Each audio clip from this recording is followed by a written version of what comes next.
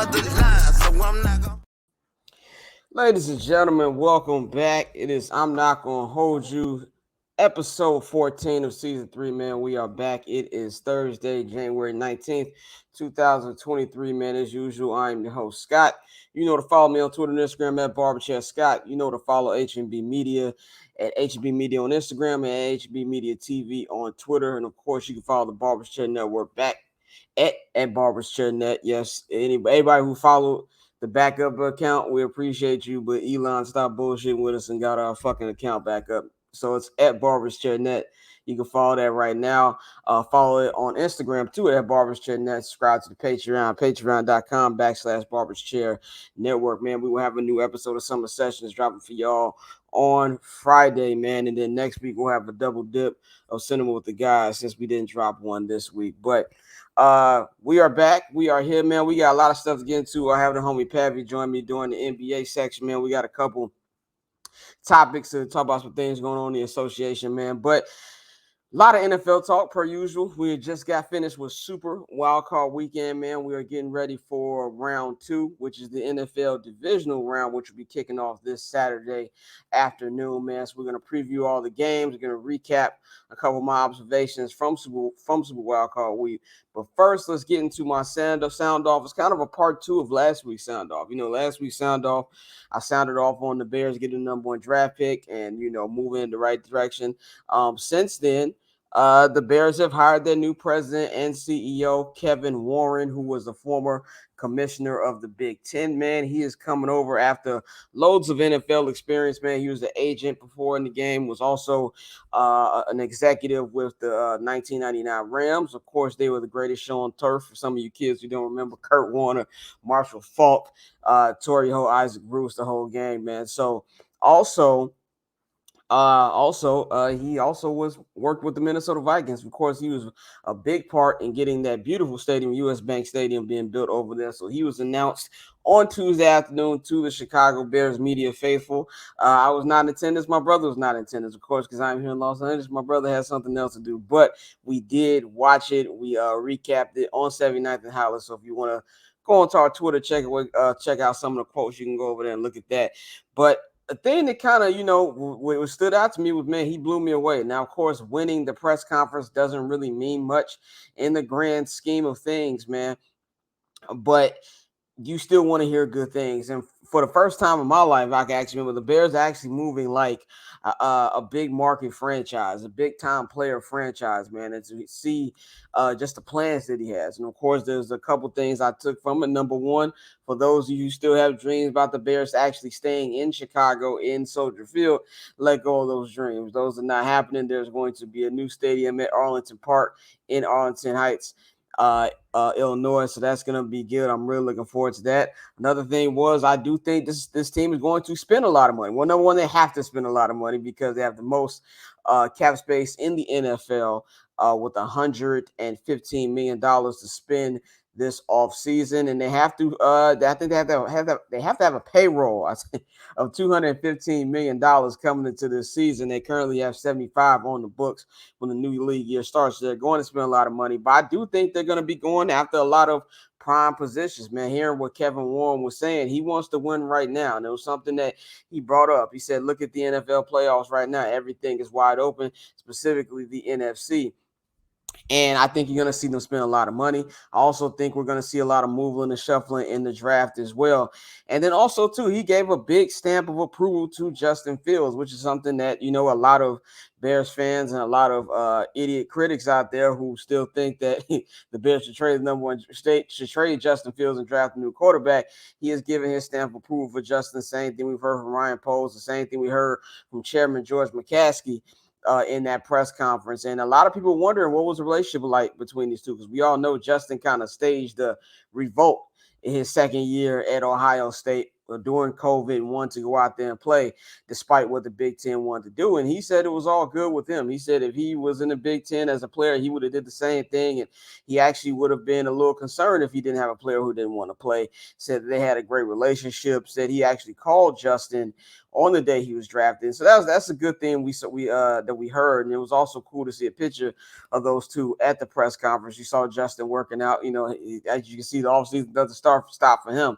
So I just think there's a lot of things about this press conference that got me excited as a Bears fan, to see them want to put money into this team and see them make the right moves. And he brought up championships multiple times, which is something that you want to hear from your executive. I know the big old quote from Lovie Smith when he became the coach of the Bears almost 20 years ago now, which is actually fucking insane when you think about it. I remember when Lovie was hired, it was 2004. That'll be 20 years next year. But when he said he wanted to beat the Packers, that was all good and well, but we want to win championships. So it was good to hear Kevin Warren say that. And I just got to give to George McCaskey, the chairman of the Bears, man. He got a lot of shit over the last couple of years. Really, the franchise in general has gotten a lot of shit over, having not really having a lot of black people in high positions. And that's something I feel like he's focused on, man. As you see, he got an all black front office now with the president and CEO, Kevin Warren, general manager, Ryan Poles, assistant GM, Ian Cunningham, and George McCaskey said it was intentional. It was something they wanted to do. He said, but he also felt like they have the right guys in all three positions. And that's just something I feel like was great. Kevin Warren was also speaking on that and also gave a shout out to Tanisha Wade, who was head of the diversity department in the Chicago Bears, and she's been very influential with all these hirings, with bringing Ryan Poles in last year, with bringing Coach Eberflus, and she's been in a whole little conversation to see a black woman in that position of power was something that Kevin Warren liked and was also showed that what this franchise is about. So I just really loved everything I heard from him. Now, of course, this is time to now it's time for them to actually get to work and actually go out there and do all these things. They say saying it is one thing, doing it is a complete other thing. So I'm really looking forward to. He will be taking over in April, right after current president Ted Phillips will officially be retired. So he'll be taking over in April. He did say that they will have a greater idea of when they want to open up the new stadium within the next 6 months. So that's big news too, man. So I think as a Bears fan, you should be excited. It's very exciting times right now.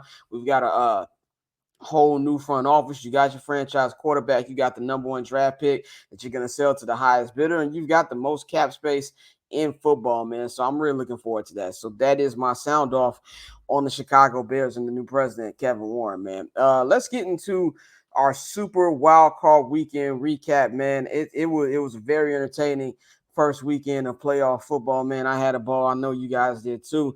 So I'm going to give you a couple of my top 5 observations from Super Wild Card Weekend. During the regular season, we would do this for each week. So we're going to do this with the wild card.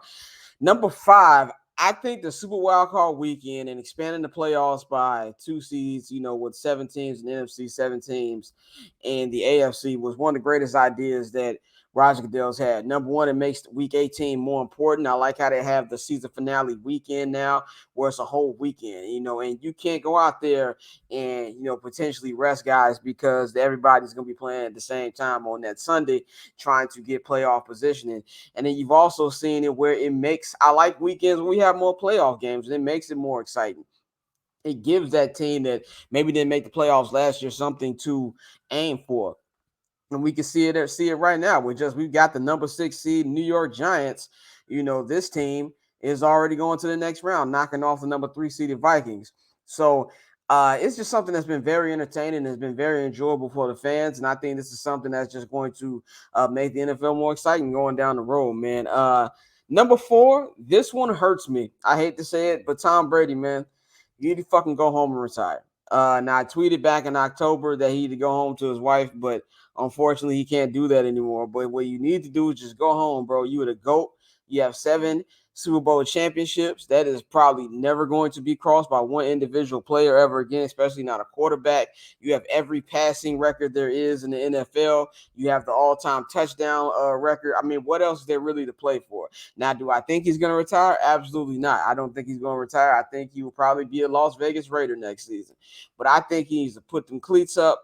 You had an amazing run, an unprecedented run that we will never see again. You extended your career damn near by 10 years. I mean, most quarterbacks don't play like he did last year at age 36.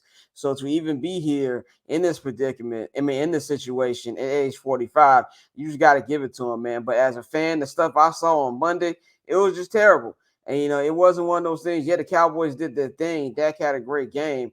But Tom was just was just nowhere close. He just nowhere close. I mean, he threw his first red zone interception in like 4 years, which is an insane stat. The balls were ducks. They reminded me of 2015 Peyton Manning. There was no type of chemistry as wide receivers. I mean, we didn't get really any Mike Evans. It was just all the way bad. And I don't want to see my dog go out like this, man. So he needs to go out there, put the cleats up. He had an amazing career, and just don't drag this out any much longer, man, because it's getting tough to watch. Number 3, this is something that I've been thinking really through this whole ordeal of Lamar Jackson not playing over these last 6-7 weeks. I think there's more to the situation than both Lamar and the Ravens are letting on. There's something that sparked that to me was this past weekend during the Bengals Ravens wild card game in Cincinnati. Lamar Jackson did not make the trip to be on the sideline with a teammate. And I think this is very big because we've seen him on the sideline. We've seen injured players be on the sidelines more times we can count, especially a quarterback. You're the leader of the team. You got to be there for your guys. This just tells me this is a contract situation. Now, last week I came on this show and I said I didn't believe that Lamar was hurt that well. And then literally like an hour or two after I recorded that, Lamar put out a little tweet thread explaining exactly what his injury was. And yes, I do think it's a mix of he's not playing because of that PCL injury, but I also think that it also has something to do with this contract. I really do. I think it's if he was paid, then maybe he would have played through it. But I feel like he's like, yo, I have an injury. It's legitimate, and I'm not going to risk it if you guys aren't paying me. Now, there's a whole situation here where Lamar doesn't have an agent. So I don't really know. Everybody likes to pick sides, and I know as fans, we automatically want to side with the players. Well, smart fans should want to side with the players. A lot of idiots like to, side with the franchise, right? In these ridiculously rich owners. But in this situation, I don't really know who to side with because Lamar doesn't have an agent. So I don't really know what these conversations have been like. I don't know if the Ravens have been open for business and they've just been waiting for Lamar to initiate the conversation. I don't know what's going on, but I feel like this is going to be a very crazy offseason involving Lamar Jackson and the Baltimore Ravens. Now, I don't want to think that the Ravens are stupid enough to let Lamar Jackson walk out the door. I mean, I know Lamar Huntley played a decent game this past week, even though he lost it with that fumble, but he's not Lamar Jackson. He can't throw like Lamar Jackson. And even though y'all know I'm not the biggest fan of Lamar as a passing quarterback, but Lamar Huntley can't pass better than Lamar Jackson. He doesn't have the playmaking speed of Lamar Jackson. And Lamar Jackson is a superstar. Lamar is one of the best quarterbacks in the NFL. So you want to think that the Ravens aren't stupid enough to just let him walk out the door. But the crazy shit we've seen in the NFL the last 2 off seasons where it's really starting to be NBA-like, I wouldn't be so surprised if we did watch Lamar Jackson's last game as a Baltimore Raven maybe 7-8 weeks ago. So that's something to monitor. I don't think this is done by any stretch of the means.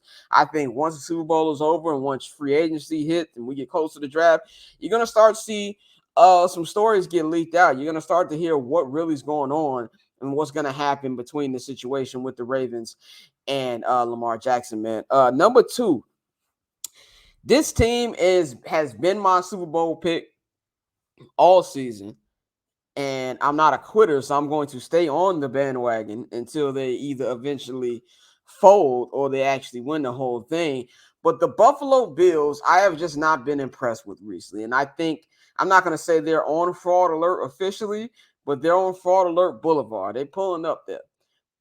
Yes, they're on an 8-game win streak. Yes, I understand that they've on an 8-game win streak. But if you look at the games since Josh Allen has come back from his injury that he suffered back against the Vikings, I think it was, this has not been the same offense. It's been a lot of close games. The defense has not been as good. Of course, that's going to happen when you miss a guy like Von Miller. But it's really just been kind of, Stephon Diggs or nothing with this offense. They have no running game.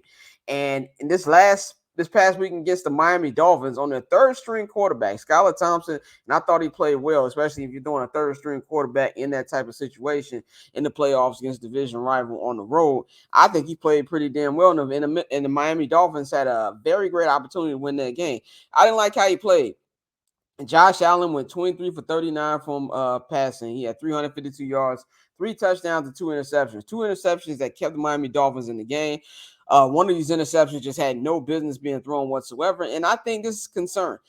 They had too many close games. Even the week before that, week 18, when they were trying to solidify the number 2 seed against the New England Patriots, that was not a pretty game. That game went down to the wire. And if it wasn't for 2 remarkable kick returns, who knows how that game ends. So I need to see more from this team. They're not looking like the overwhelming favorite that we thought they would be.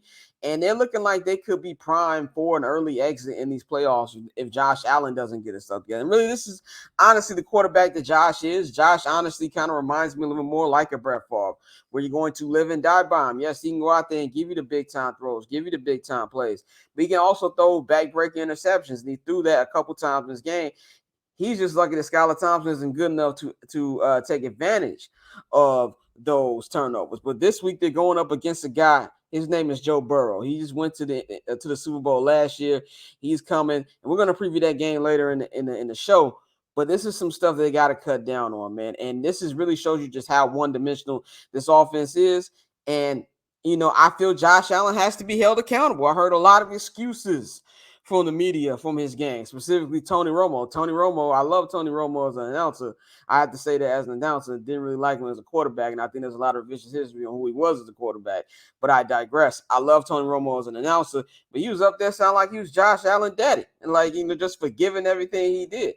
If he goes out of there and he loses next week, I need to see some accountability, man. So I'm going to ride with the Bills, man, but it's looking kind of shaky right now as we get more and more into the playoffs, man. And my number one observation from Super Wildcard Weekend, yes, this team is the team that I picked to come out the NFC, but I really feel like not just coming out the NFC, this team can win the whole damn thing. The San Francisco 49ers are such a complete football team. Yes, they were in a very close game, really up until the end of the third quarter against the Seattle Seahawks, but that's what happens when you're in a division rival type playoff game. But the things I see from this defense is even better than the 2019 defense that took them to the Super Bowl. This is a generational defense. They've got an amazing running game. What Christian McCaffrey has added to that team has just been remarkable. Only question about Christian McCaffrey when he got traded was could he stay healthy? There's never been a question about Christian McCaffrey's talent, but to see him stay healthy and come in there and execute and, of course, catching and running the way he has, it's just unlocked a different level for the San Francisco 49ers. The play calling by Kyle Shanahan, or I like to call him Kendall Roy, is just chef's kiss, man. It's just beautiful, and it shows you exactly what great of an offensive guru he is when he doesn't get in his own head. And when I say that is when sometimes when he gets too pass happy and ignores the run, which is he did in the 2019 Super Bowl that he lost. And of course, the biggest show job in the history of not just the NFL and in the history of sports. Well, not history, or second biggest choke job in history of sports. Number one goes to the 2004 New York Yankees against the Red Sox. But with them stopping running the ball against the Patriots that year when he was offensive coordinator for the Falcons. So when he doesn't stay in his own head, he's a really great offensive play calling. Really starting to see that. Deebo Samuel, I don't really know what else we can say more about Deebo. The man is incredible. He can catch the ball. He can run the ball. He's big as hell. There's really nothing you can do to stop him. Now, the next guy is the reason why I feel like they can win this. And y'all all know how I feel about this Brock Purdy situation. I'm going to keep saying this. I feel like people don't listen to me when I'm saying this. I don't hate Brock Purdy. I have no ill will towards Brock Purdy. His story is cool, whatever. It's the comparisons that I'm seeing. The comparisons to Kurt Warner and the comparisons to Tom Brady and the narrative surrounding him is the shit that be pissing me off. But as far as his play, he's doing enough to, I feel, that will allow them to win the Super Bowl. The biggest thing with Jimmy Garoppolo was his turnovers and not being able to make the throws. Now, of course, this upcoming week, they got a much tougher challenge in the Dallas Cowboys defense. Micah Parsons coming up. That's going to be a whole different threat than what he faced this past weekend against Seattle. But Brock Purdy's doing the things you need him to do to win. He had 332 yards passing this past week and had 3 touchdowns. He really should have had 4. It was a beautiful ball that he threw in the corner that got dropped. But he's doing the things that you need to do with this team and with this system. He's in the perfect system. He's got the right weapons around him for him to be able to go out there and take this team to where they got to go. So I think the 49ers went for me personally, from just a team that I feel like could come out the NFC to now, I feel like they can win the whole damn thing, man.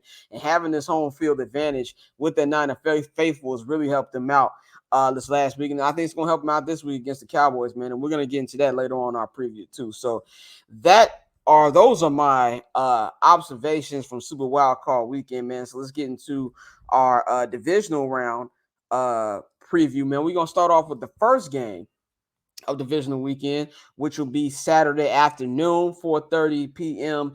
Eastern time, 1:30 over here on the West Coast, man. It will be Patrick Mahomes and the one-seeded Kansas City Chiefs hosting Trevor Lawrence and the Jacksonville Jaguars, man. The way Jacksonville got hit, man. I picked the Chargers last week on the show to win that game, and I looked like I was going to be right for majority of that damn game.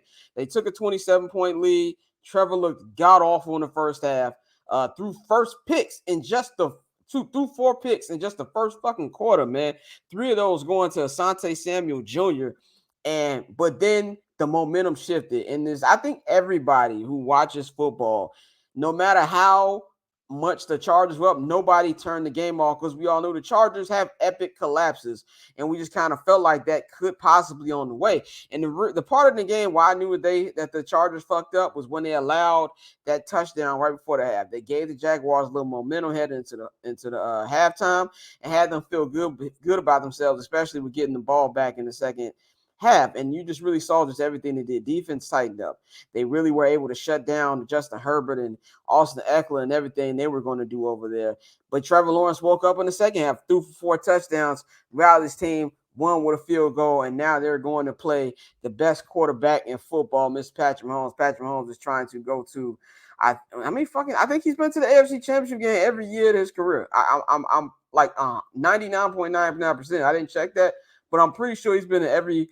Matter of fact, I think, he has. He's been in every AFC Championship game since he's been starting in 2018. 2018 was against the eventual champion New England Patriots. 2019, I think, was the Tennessee Titans, if I'm not mistaken.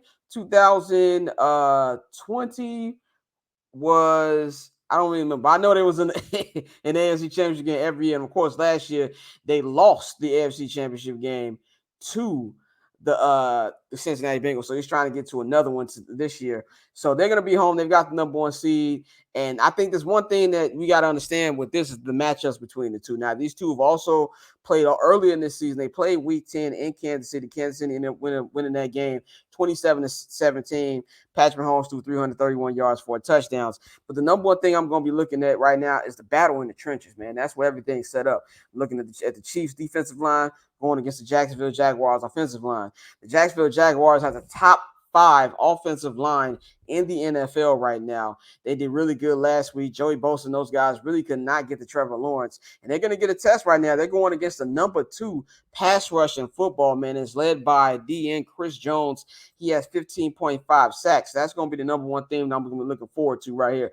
Also, the Jacksonville Jaguars have had extremely slow starts these last 2 games. Last week in the wild card game against the Chargers, the week before that in the AFC South Championship game against the Titans. You can afford that against I don't know who was starting for whoever the dude was starting for the Titans 2 weeks ago, and then you can afford that last week against the Chargers because they fuck up so much. You cannot afford that against Patrick Mahomes, because one thing he's not going to do is let up when he has his foot on the gas. So they need to come out. They need to come out fast. That defense needs to come out fast. Trevor Lawrence has to come out fast, and they need to punch the Chiefs in the mouth if they have any chance of winning this game. I think this is going to be a very competitive game, but at the end of the day, man, I think it's just way too much Patrick Mahomes. It's going to be way too much Travis Kelce, and I think this defense is going to make some plays too. So I'm going to have the Chiefs winning this one. 34-21 is my final score for this Saturday, and they will move on to the AFC Championship game. And it depends if it's the Bills, it will be at Mercedes-Benz Stadium in Atlanta, Georgia, since it's got to be on a neutral site for both those. But if it is the Cincinnati Bengals, they'll be hosting that at the crib at Arrowhead in Kansas City, man. So let's get into the nightcap on Saturday. This one I'm excited for, man. We've got 3 NFC East teams still remaining in the playoffs. Who thought that was going to happen coming to the season? I damn sure didn't think that was going to happen. I really wasn't high on anybody in this damn division coming into the offseason. As good as the Eagles, as great as the Eagles have been, this is something you got to give to Nick Sirianni, give to Jalen Hurts, just how incredible he's been. Give it to Howie Roseman for bringing in A.J. Brown from Tennessee. We went from this time last year when the Eagles were eliminated by the Buccaneers in the wild card game. Well, a lot of people was talking about should Philly go out there and get a quarterback. We don't really know if Jalen Hurts is the guy. To a whole year later, he probably would be MVP if he didn't miss the last couple games due to injury. I'm pretty sure that award is going to be going to Patrick Mahomes now, but Jalen Hurts has been incredible. He has been by far the best quarterback in the NFC. This team has been on cruise control really the entire year. I mean, they had a little adversity towards the end of the year, having to throw Jalen in that last game so they could lock up the number 1 seed. But this is a team that's been pretty much dominant all year. And if you look at the Giants, what a great story they are, man, coming into this year. I don't think anybody picked them to go to the playoffs. Brian Daboll coming over from Buffalo, he came in, he changed everything with this offense. They don't have they don't really have a good receiving core. If you want to keep it real, they got some guys like some blue chipper guys, but there's no really no big names on there.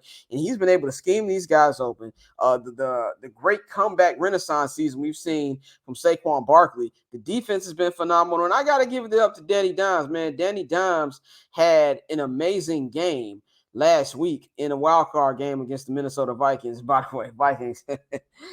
We all knew that shit was going to happen. The only reason I picked the Vikings last week is I wanted to give them the benefit of the doubt that maybe they'll be able to get it done, but it didn't happen. They ended up losing that. But Daniel Jones, man, went 24 for 35.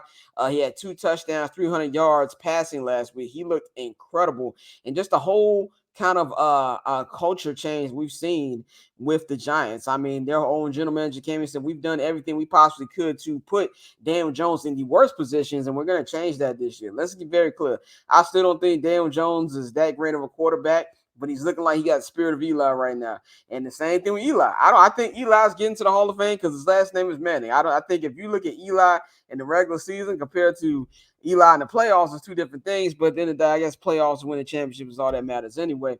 But Daniel Jones was looking that well this past Sunday, and he's going to have to look that way, and probably even a little better this weekend to beat a much better Philadelphia Eagles team. But these two play, of course, in the same division. The Eagles swept the season series. They won the last meeting, week 18, 22-16. That was really just to, get Jalen Hurts to shake the rust off and lock down the number 1 seed. But remember, the Giants did not play their starters in this game, man. And that was still a close game. Jalen Hurts did not look that good. Threw for no touchdowns, threw a pick, did not look so good. So this is going to be something I'm interested to see. They're coming off a layoff, and there's something about the Eagles all year that I don't know. As good as they've looked, I still haven't picked them to come out and win the Super Bowl because it's something I feel like they're missing. I just don't know what it is. But you can also go all the way back to week 14. We'll just straight up shellacking 48-22. So this game can really go either way because it is a division game. Like I said, all X's and O's go out the window. It's about who wants it more, who's not going to fuck up. And we saw that last week too with the Bills and Dolphins. That's a division game that went down to the wire. Ravens, Bengals went down to the wire, and we're seeing that. I think we're going to see that again this week. You got 2 very passionate fan bases, but I think the Eagles will come out on top. I think this will be decided by a field goal. They'll win this one 27-24, and they will host the NFC Championship game next Sunday in Lincoln Financial Field. Hosting the San Francisco 49ers. So I think that'll be a nice heavyweight fight, man. So let's get to the Sunday slate. The first game of the afternoon will be Bills-Bengals in Buffalo, man. This one, I've been on the fence about this for the last couple of days. I really don't know which way to go with this because, like I just said earlier, I have not been impressed by the Buffalo Bills, but I was not impressed by the Bengals last week either. I was not impressed that Lamar Huntley goal line fumble, which led to a touchdown, was the difference between that. It looked like they were going to come over there and take the lead. That was the difference between that, and we really didn't see Joe Burrow look as good as he looked before. Jamar Chase had a touchdown, but I feel like the defense did a really, really good job of slowing that remarkable Bengals offense down. Now, the Bengals in a tough position because we have how many times we've seen a loser of the Super Bowl actually get to the Super Bowl. But this is something where I feel like is really going to be about, who turns the ball over the least, man, because, both teams on big winning streaks right now. The Bengals coming to this one a 9-game win streak. The Bills coming to this one to an 8-game win streak. This is a game where they cannot afford any type of crazy Brett Favre-like Josh Allen turnovers. Now the big problem for the Bengals is their left tackle is officially out now. He's out for the regular season. Now they have 2 people on their offensive line they're missing. That's going to be coming big for that Bills pass rush. I'm concerned about that. I think all of these games this week, for the most part, are going to go down to the wire, but I'm going to pick the Bills. I'm not confident in this pick whatsoever. I'm actually kind of scared about this pick because I just not like how they look, but I'm not a quitter, and I've stayed on the Bills bandwagon all season. I'm going to stay on it. I'm going to have the Bills win this one in a very close game. They'll win by a touchdown, 34-27, man. And in the final game of the weekend will be Niners Cowboys in San Francisco. This one, man, this is one of the best rivalries in the history of the NFL. These 2 teams have met, and this will be their 8th time meeting in the playoffs in franchise histories. They met 3 times in a row in the 70s. They met 3 times in a row in the 90s, which is one I remember. When the Steve Young versus Troy Aikman and the triplets, and Jerry Rice, Dion playing for both teams during that time. That was real fun. And this is now the 2nd year in a row that these 2 teams have met up in the playoffs. And of course, last year, these 2 met up in the divisional round as well, with the Niners with the upset beating the Cowboys at home. And who can we all forget about the clock running out on Dak on that final drive. But this one is going to be a very competitive game, just like last year. I don't think this is going to come down to the last drive like last year. I think this Niners team is much better than the one we saw last year. But coming into this game, the Cowboys have coming off their first road playoff win in 30 years. First time since the 1993 championship team, Dallas Cowboys. Dak was phenomenal against Tampa Bay. He threw for 305 yards, 4 touchdowns last week. I don't know if that was just because Dak was great or just how bad the fucking Buccaneers secondary was last week, because that secondary, that defense in general was just not good for the Buccaneers last weekend. So now the Cowboys, I feel like, I'm not going to say that the monkeys officially off their back, but they got to be feeling good about themselves.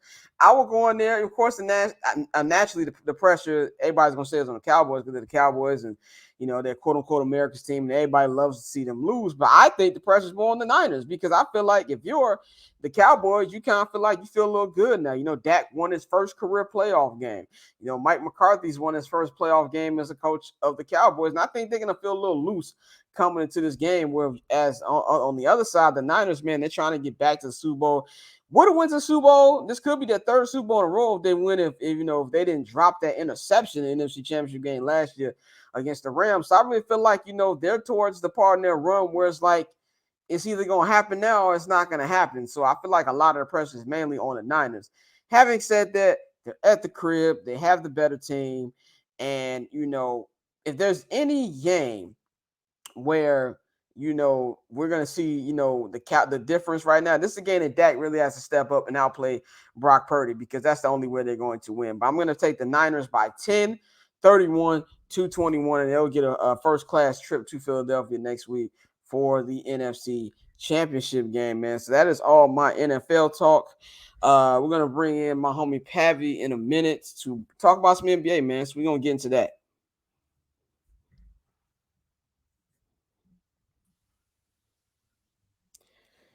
Yo, we got him here. Pav, what's going on, bro?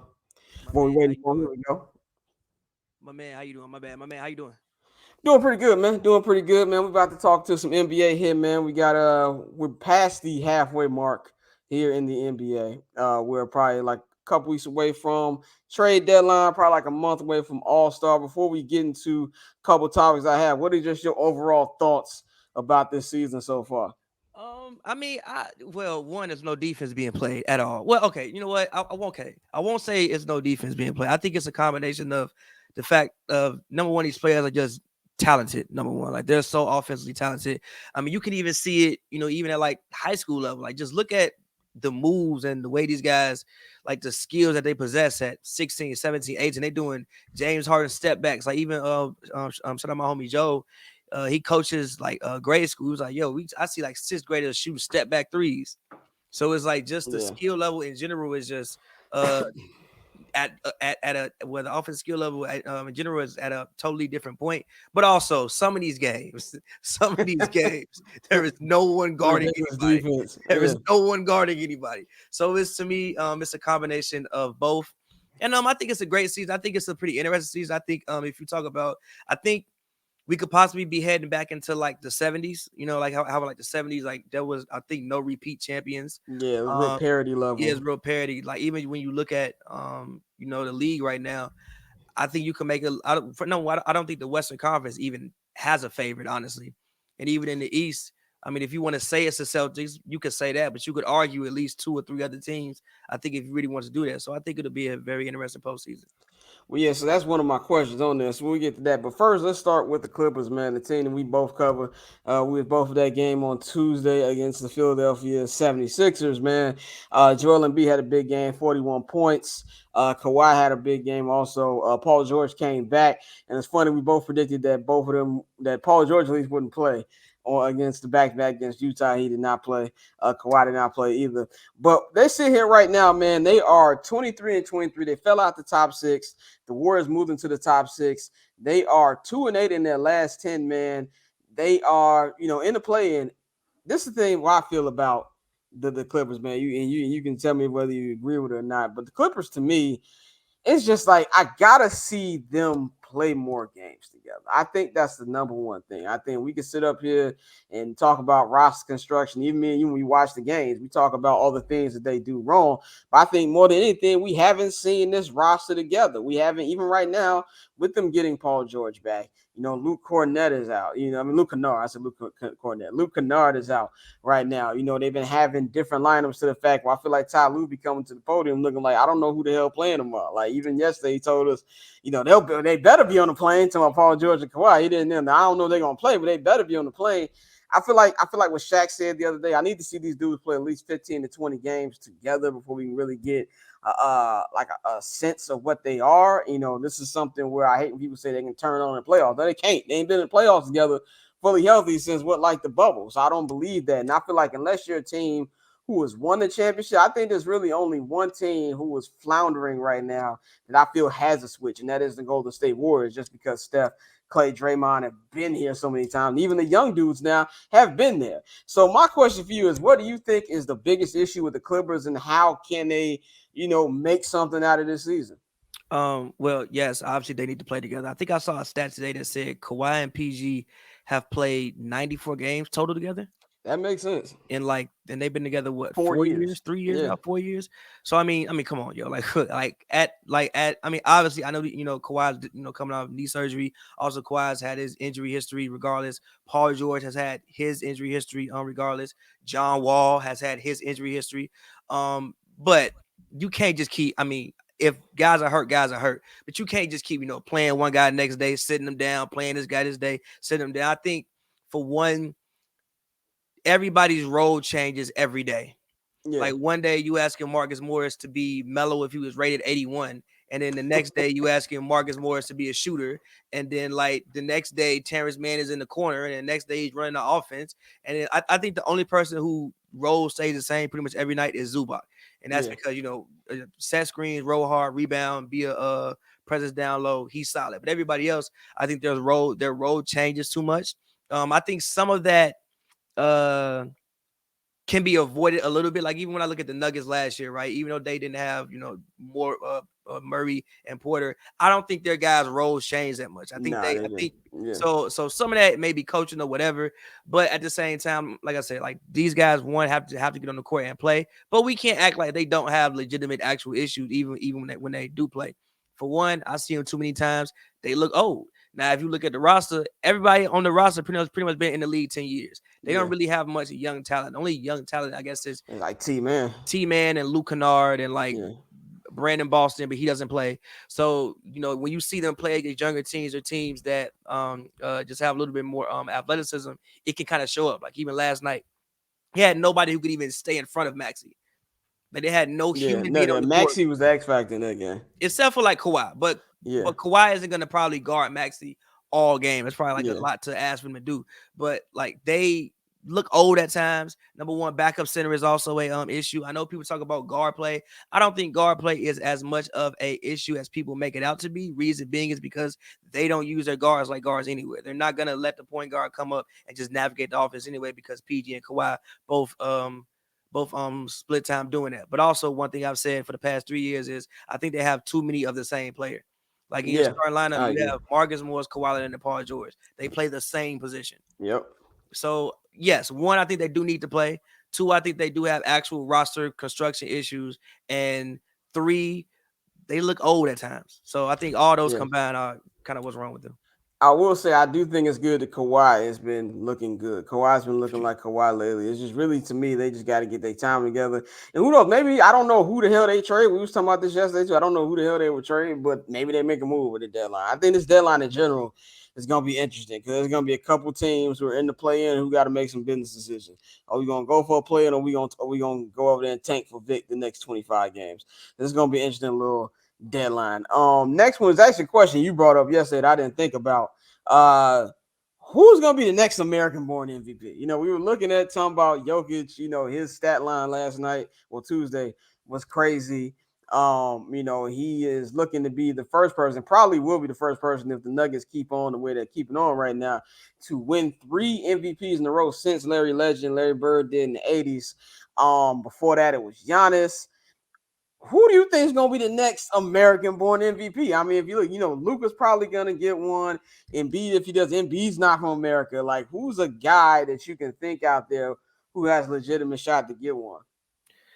I mean, I think number one, I brought this topic up, I think, a year ago when I looked at the past 4 MVP. I was like, yo, it ain't been an American since Harden. That was 2018. It's 2022. It's 4 years we have not seen an American win this award. I think it might be a minute. I mean, number one, I think that, you know, even if you just look at the way we train basketball here in America, we kind of got some problems.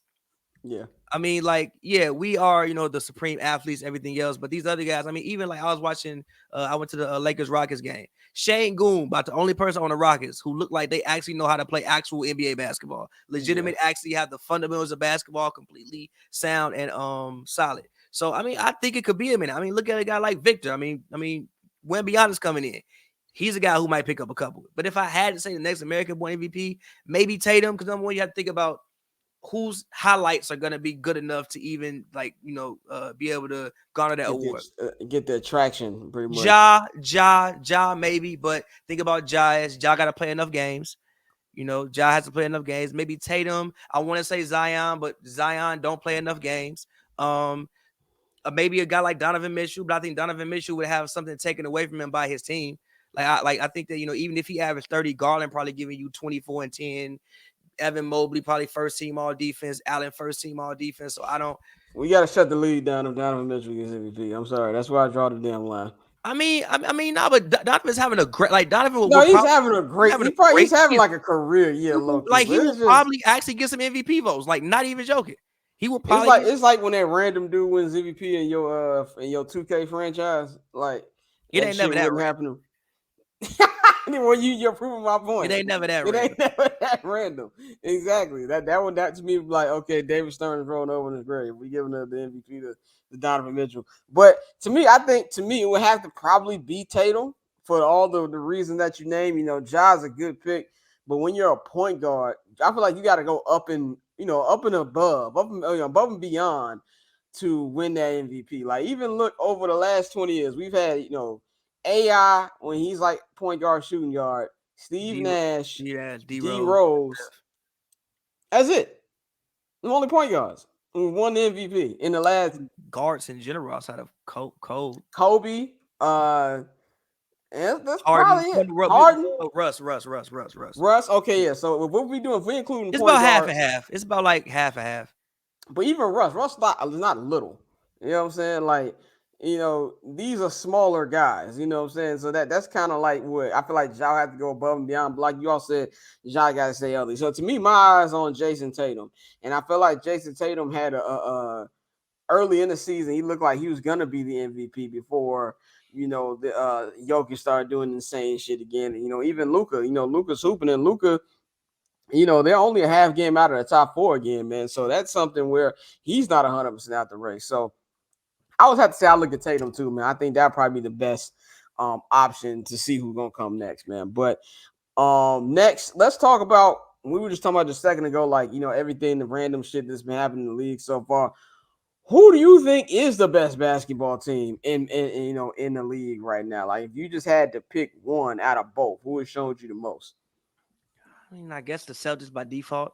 If I had to pick a team right now, I would say the Celtics by default. I don't like the way they play basketball, but if I had to pick a team, I would say the Celtics.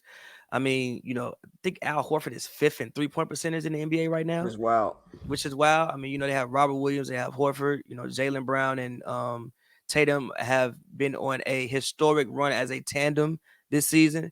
They also added Malcolm Brogdon, who's obviously, been a very, very solid player for the past 6, 7, 8 years.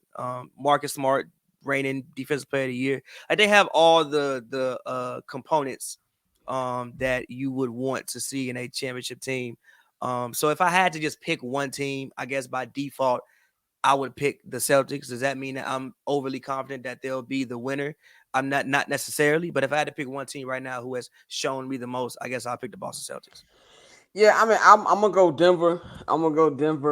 It's something about the Celtics I just don't like. I can't put my finger on it. What I don't like about the Celtics, and it's just I think a lot of it is Jason Tatum, and I like Jason Tatum, but it's kind of like me and you both said. Like, I still have a bad taste in my mouth from his playoff performance. I just don't like how he plays basketball. Yeah, like he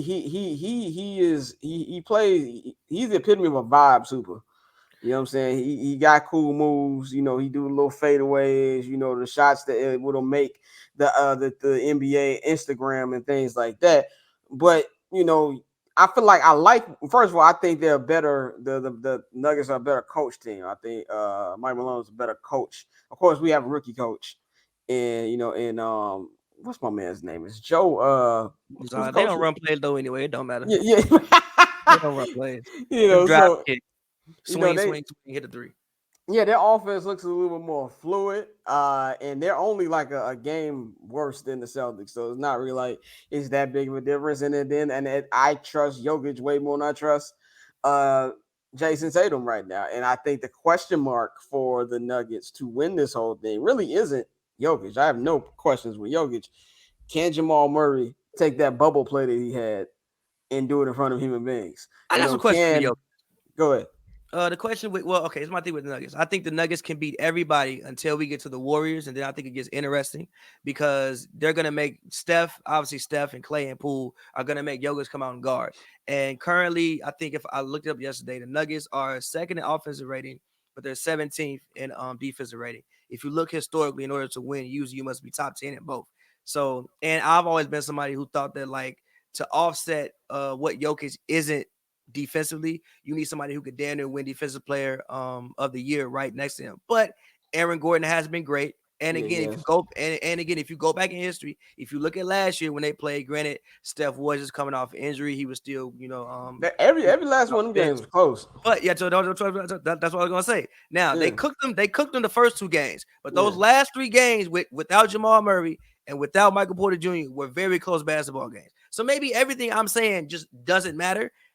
And when you have somebody who is capable of doing what Jokic is capable, like, bro, the man had, what was it last night?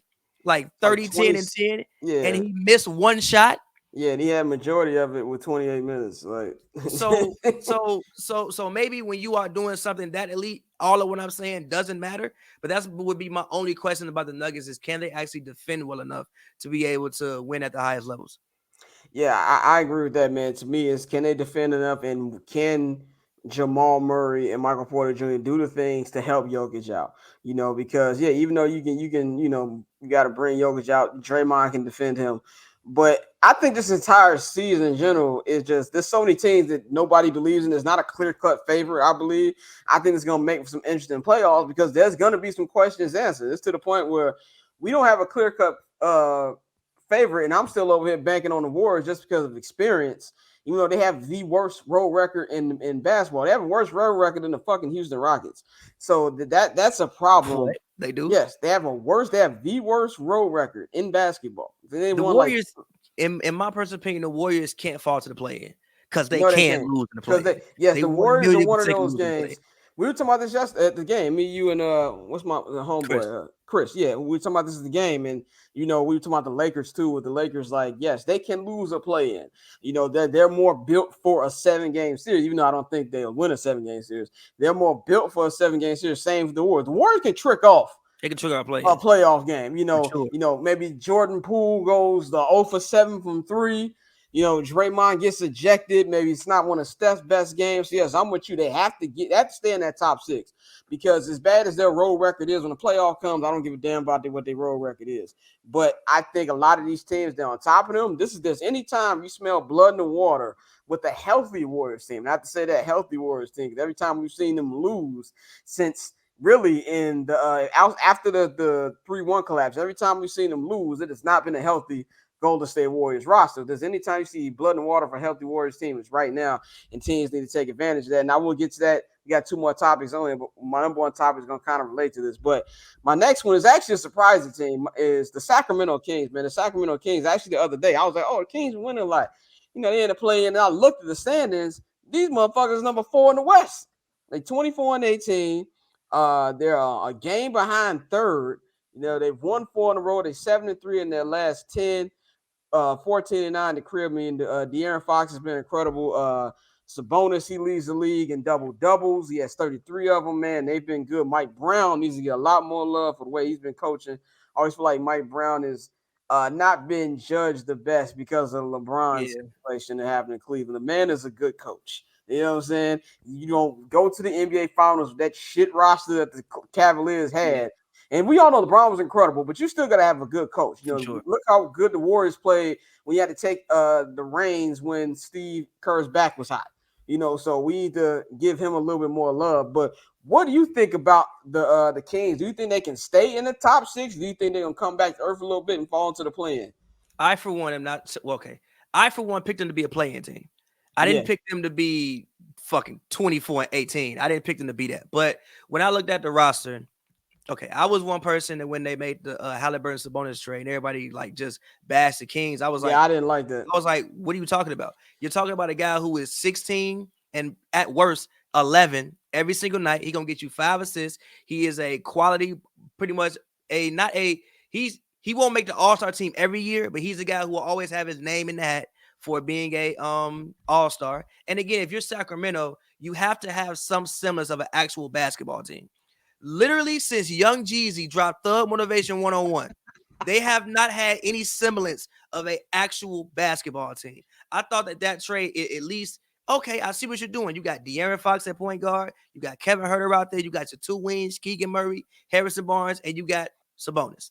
They have an actual basketball team that makes basketball sense. And when even you look at the roster, you can see what they were at least attempting to do. Their offense was always good. I think what you're seeing now is they're playing better defense because Mike Brown, as you say, they had one is a good coach, but he's also a defensive coach. I think the things that you saw in past years was like, they would always score like 120, but they defensive rating was like 135. They get up 135, so like it didn't matter. I think they've instilled confidence in De'Aaron Fox with that trade because you can't have 2 guards and all the other things, but no, that's 20 people touching the basketball. Now you got Sabonis, and Sabonis' offensive rating is 134 this season. His personal offensive rating is 134. He's having an incredible year. Fox is playing great. Keegan Murray is really, really good. Harrison Barnes, I mean, I know people have their jokes about Harrison Barnes stemming from, 2016, but Harrison Barnes is a steady NBA basketball player. Like, pretty much every night you're going to get probably no less than 15 points. He's going to go out there and get you 7 boards. Solid production.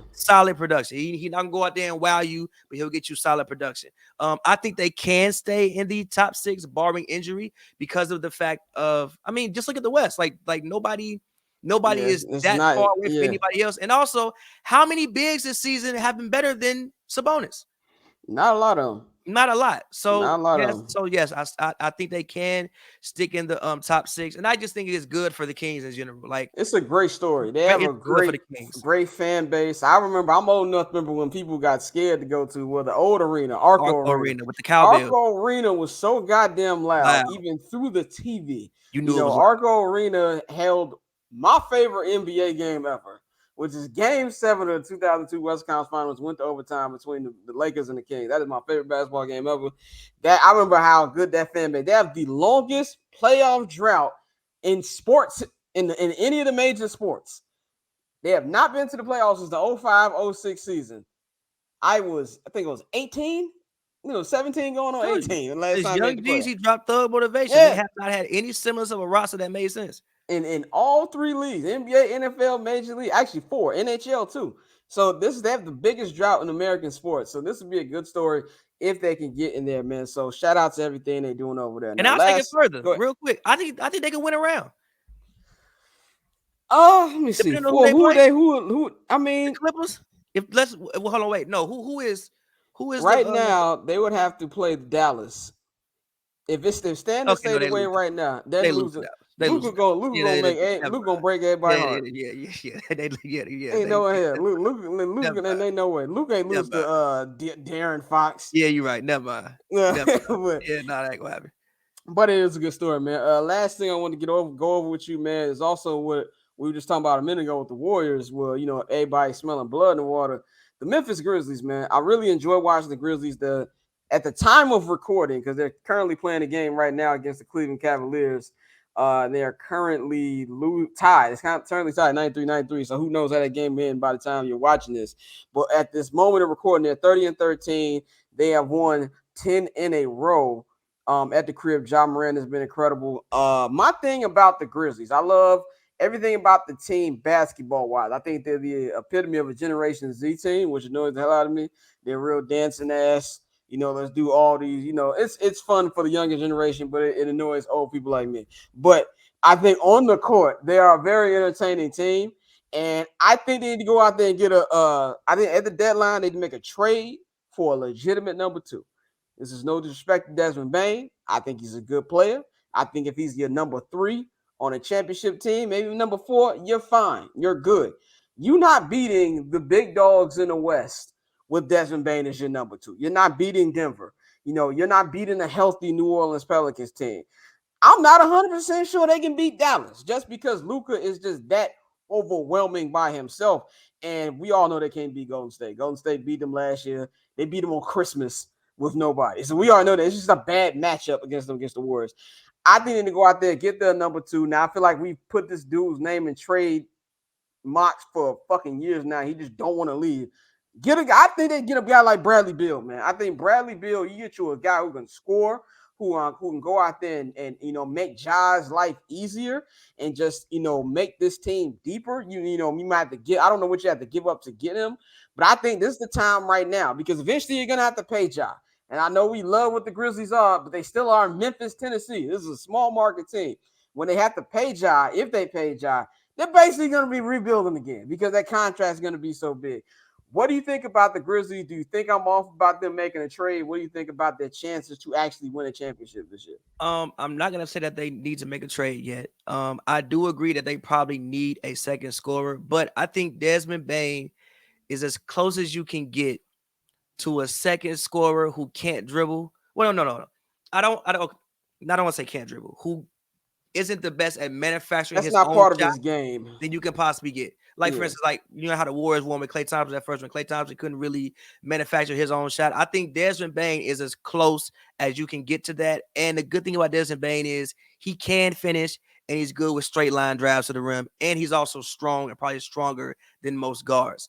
So I don't want to say that they need to make a trade yet because I do think that there is something to be said for teams that like each other. Yeah, like the Grizzlies seem like, for instance, like when I watch the Clippers play, which is why I think Ty said it's good that they're gonna be on the road. The Clippers play like a team who only hangs out with each other at the gym. The Grizzlies seem like they do everything together. So also in the Clippers, not cut you off, I think a big part of that is because look at the leaders. Kawhi don't lead a house. Fair. And Paul George is a family man. I don't think Paul George. You would know better. Do you ever see Paul George when you out? I've seen him a couple times, but that was like years ago. Yeah, but it's like not as frequent. You know what I'm saying? Like, so that probably has a lot to do with it. So you're not wrong. You're not at all wrong. I'm just saying. I'm just that the Grizzlies, I think, and also number one as it stands since Jared Jackson came back, they are first in defense. Do I actually think they're the best defensive team in the league? I do not. But the stats say they're first in defense. Who am I to argue with them? They're also a top 10 offensive team. And again, this year in the West, anything can happen. Do I think that they're really a second round team? Yeah, I do too. I just don't believe in them offensively enough, and I don't believe in them defensively enough. And also, Dylan Brooks fouls too much, and Jaren Jackson fouls too much. If Jaren Jackson wasn't so much of a foul machine, I think he get double-digit rebounds. That too, he doesn't. But you also have Steven Adams, who I think is leading the league in offensive rebounding. I think he's top 10 in defensive rebounding as well. So you can kind of like offset some of that. But I wouldn't say they need to make a trade yet. I want to see that if I'm the organization, I want to see them get their heart broken first, or see how far we can go before I want to mess with this group. Because again, I do think something is to be said for teams that genuinely like each other. Well, they got their heart broken last year against the Warriors. Yeah, not really. And they damn near should have lost to Minnesota. Minnesota wasn't the dumbest team ever. Yes, but the reason why I can say no is because Ja did get hurt in that series. But the game he got hurt, it was down 40 points. I'm just saying they played games after that. No, Ja did get hurt in that series, and so you know what, and also that was their first year of like, you know, really coming of age and realizing like now, okay, people know about Memphis. They know when we come to Memphis, we have to play. They're still winning games. I want to see them actually get a year as a fully realized team before I start plucking pieces away for a trade for a guy who might not fit. So that's a fair take. I just feel like in the NBA with you know the things that are coming up in the West with Denver, you know, and I do feel like eventually New Orleans will get Zion. Well, Zion is, I'm not really worried about Zion. I'm worried a little bit about Brandon Ingram. He's been out a long ass time. But if they can get healthy, I think the Pelicans will watch them, to be completely honest. If they're full strength, I don't think they stand a chance against the Pelicans. So I feel like they just need that second guy to be able to balance shit out, because I'm not expecting Ja can go 1-on-5. That's just Ja's game. I don't think but what's my man? Desmond Bane is that type of guy. And so I feel like in sports, if you have an opportunity to go for it, I think they should go for it, man. But I'm really interested to see how this trade deadline is going to go for the entire league, man. But can I ask you one question? Can I ask you a team that you think should be selling? Should be selling? Yes, at the Phoenix Suns. You think Phoenix the Suns should sell? 100% the Phoenix Suns need to sell. I disagree with you on that. They're a bad team. They're an old team. Chris Paul, well, they're old because of Chris Paul. They're not really an old team. DeAndre Ayton hates it there. He does. He hates it. You talk about a team that don't like playing with each other. Them motherfuckers don't like playing with each other. I feel like all the joy they had, Luka took their soul, bro. Like he didn't just beat them. He took their soul. All that fun that they used to have last year, dancing the NBA YoungBoy. We don't see none of that shit no more. You know, and I think they just need to, I don't know who they should trade, but they need to tear it down. And honestly, if the Bulls had their own fucking draft pick, I'd say they tear it down. But they're just not going to do that. I disagree with you on the Suns for two reasons. One, they are in the middle of a sale. Like they are in the middle of a sale. And I think you want to continue to keep revenue. Also, you were rebuilding for 15 years. You don't want to get a scenario in which you like trade guys away. And again, also, I think the Suns aren't as bad as their record. They've been hurt. I think they've been hurt, but they ain't been good when they were healthy that much. I think when they were healthy, they were still like a top. Do you have confidence in beating any top 4 team right now? Maybe. Not including Sacramento. No, I mean, I think they could maybe beat Memphis. Maybe like I think any of those top 4 teams they could beat outside of the Nuggets if legitimately healthy. I think their championship window was sealed shut when Luka did all that things to him. And that's my point, because if you're Chris Paul, put yourself in Chris Paul's position. Yeah, what's my man? Devin Booker, he's young. You know, the rest of those guys are young. Besides that, even if they don't break it down, they got to get DeAndre Ayton the fuck up out of there. One, they don't use him right. Two, he hates it there. And I feel like you can get something of value from him. And if you're Chris Paul, like, look, man, I want to get a championship. Chris Paul is like, I'm getting $48 million. No, I mean, of course, yes. That's what Chris Paul is like.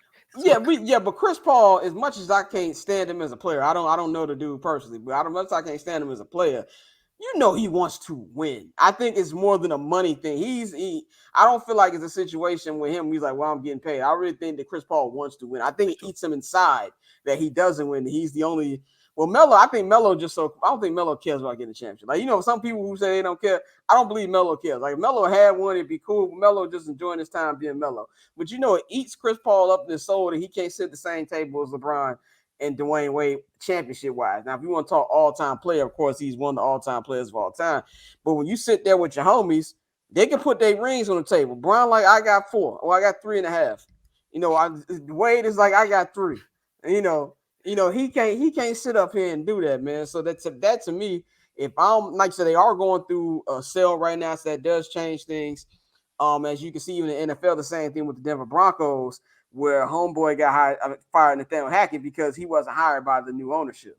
The Russell Wilson trade didn't even happen with the current new ownership. They just can't get rid of him now because the past ownership gave him that big ass contract. So I do agree with you on that. But if I was them, I would sell. I would sell of them if I was them. And I will say this one last thing. I won't say the Bulls had to sell, but the Bulls didn't make a decision on Lonzo Ball. That's what I have to say. They didn't make a decision. Like, they got to do something. I will say one team that everybody should keep an eye out on is the Toronto Raptors. I think the Raptors, as far as selling, yes, I think they're in a very interesting situation. They are.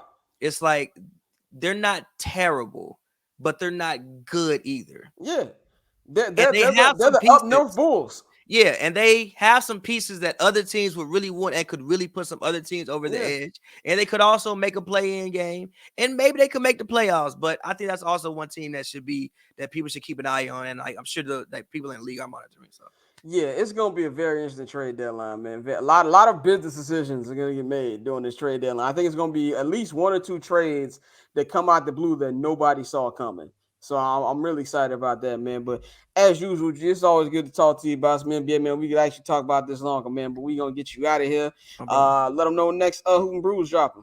Next Hoops and Brews, I'm sure it'll be up next week, Tuesday, Wednesday, one of these days. Follow me on Twitter at PappyWorld, PVY World, all one word. I have some music coming out soon. You'll be seeing alerts up on that. And yeah, man, until next time, appreciate you. Yes, sir. We're gonna wrap this episode up with my Goofy Mog of the week, man. This one is like kind of a random Goofy Mog, really just stuff I've been seeing on my Twitter timeline, and it really hasn't been from knowledgeable people. It's really been from Atlanta Hawks fans, so I really can't blame them. But I have nobody else to give this to today, so I'm gonna give this to them today. Let's be very clear about this right now. And I say this as these two teams play right now, the Dallas Mavericks and the Atlanta Hawks right now. Of course, we're recording this on Wednesday. Both teams have good players, right? Luka's great. Trey is good. Y'all got to stop saying this thing that nobody lost to Trey. Because Luka is a superstar, okay? Not only is Luka a superstar, he is a walking Hall of Famer. This early, right now. You know what I'm saying? He is a walking Hall of Famer. Look at the triple-double list. He is moving up those ranks very quickly. He has not been in this league long at all. I think Trae Young is a very nice player. I think Trae Young is also a victim of circumstance with how bad the Atlanta Hawks organization has been run. Now, at the same time, you can also place the coach killer title on Trae Young also because of all his beefs with the coaches he's had since he's been in Atlanta. I understand that. I don't think that Luka's in that much of a better situation than him franchise-wise. I think that Mark Cuban is sitting on his hands, and I do think that he will rue the day by not getting Luka to help. Because to be very clear, Luka is not dirt. All those little bullshit pay cuts that, you allowed Dirk to take, which we all know you gave him piece of the team under the table. I'm not saying I know. I'm just saying to be cheap. You're not going to be able to do this with Luka. This kid is younger. This kid wants to win. This kid is hungry. He dragged this team to the Western Conference Finals last year, with having a player in Jalen Brunson who was hooping last season, and he's hooping now. Jalen Brunson looks like the best offseason signing. He's taking the Knicks into a non-play-in team right now, and I think the Knicks are actually solid if they could just win some damn games at home. But if we take away situations aside, yes, both of these teams have been to a conference final. Atlanta more cause injury, but shit happens. I'm not gonna blame that. You play by who you play, play who you play. But when it comes, in the words of the great not Adrian Danley, but in the words of the great Mark Aguirre of the Bad Boy Pistons in Chicago's on West Side Zone, Mark Aguirre, player to player, no competition, as he said about him and Adrian Danley. I love Trey. He is not Luka. And y'all need to stop lying to yourselves. Admitting is the first step. I'm a Chicago Bears fan. You know what I'm saying? you know, I lied to myself that Mitch wasn't that bad his first 2 years in the league. I lied. But at the end of the day, you have to wake up and smell the rose. Now, obviously, Trae Young is way better at his job than Mitchell Trubisky. I'm not comparing the two at all. I'm talking about denial as a sports fan. You admit to yourself, yeah, Trae's good. He's not that guy. And that's particularly fine because a lot of people in the NBA ain't Luka Doncic. In the words of Cat Williams, a Chrysler 300 looks like a Phantom until a Phantom pull up.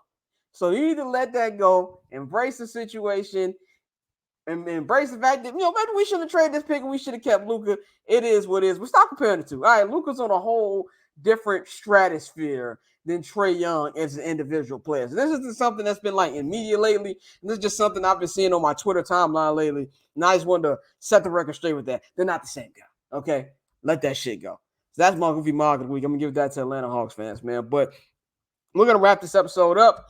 We're not going to be live. Really, we might be live every now and then, depending on what my schedule's like. I got a different schedule now. So we're, unless stuff change, we're going to be pre-recording the night before, but it still will be dropping every Thursday at the same time, 4 p.m. Eastern on the East Coast, 1 p.m. on the West Coast, man. So we're going to stay at that same time, but we might not be as live as much as we used to be because of my schedule. But this is a new episode, episode 14, man. I am really looking forward to these divisional games this week. Only got a couple more weeks. The playoffs are bittersweet for all NFL, especially NFL football junkie like myself.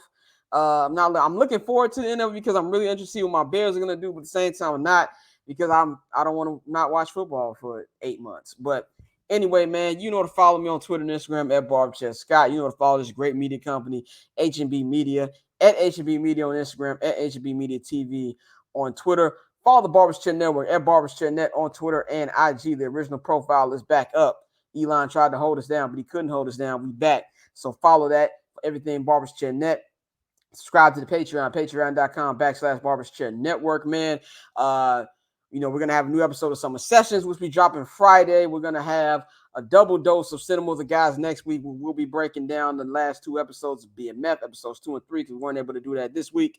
There was scheduling conflicts. We will be breaking down episodes 2 and 3 next week. Also, look out for me. I'm going to break down Marvel Phase 4, which I feel like, I haven't even broken down Wakanda Forever yet on Cinema with the Guys. So look out for that. That's long overdue. I'm going to drop that next week. So we got a whole bunch of stuff on Patreon coming for y'all. So look out for that. And of course, you can follow me on Twitter and Instagram at BarberChairScott, man. I appreciate each and every last one of y'all for tuning in every week. So I'll holler at y'all next week. We're going to get ready for Championship Sunday, man. We're one step closer to the Super Bowl, man. We out. Getting paper on these player haters, old news. Money on the other line, so I'm not gonna hold you. Money on the other line, so I'm not gonna